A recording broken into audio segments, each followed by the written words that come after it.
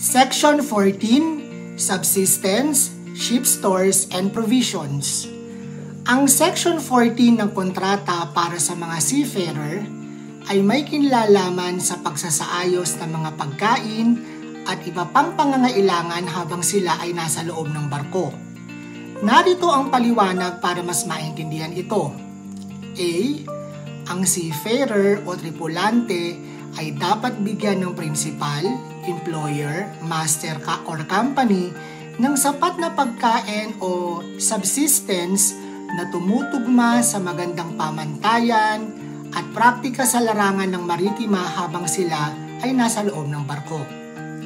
Ito ay upang masiguro na mayroong sapat at kalidad na pagkain ang mga tripulante habang sila ay naglilingkod sa barko. Halimbawa, ang principal o employer ng tripulante ay dapat magbigay ng tamang bilang ng pagkain na may sapat na nutrisyon at kalidad upang mapanatili ang kalusugan at lakas ng mga seafarer habang nasa ilalim sila ng kanilang kontrata.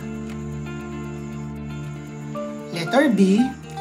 Lahat ng mga kalakal at kagamitan na ibinibigay sa seafarer ay para lamang sa paggamit at pagkain nito habang sila ay nasa loob ng barko. Ang anumang hindi nagamit o hindi nauubos sa kalakal o kagamitan ay mananatiling ari-arian ng employer o kumpanya.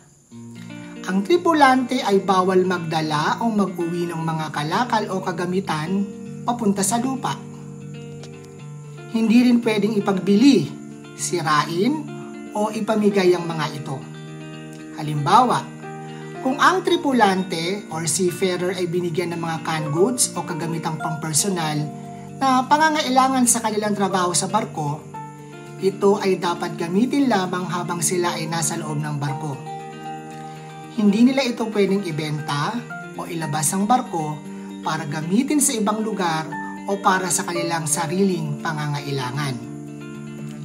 Sa pangkahalatan, layunin ng seksyong ito o ng Section 14 na mapanatili ang tama at maayos sa pamamahala ng kalakal, pagkain at iba pang pangangailangan sa barko at maiwasan ang anumang pag-aaksaya o hindi wastong paggamit nito.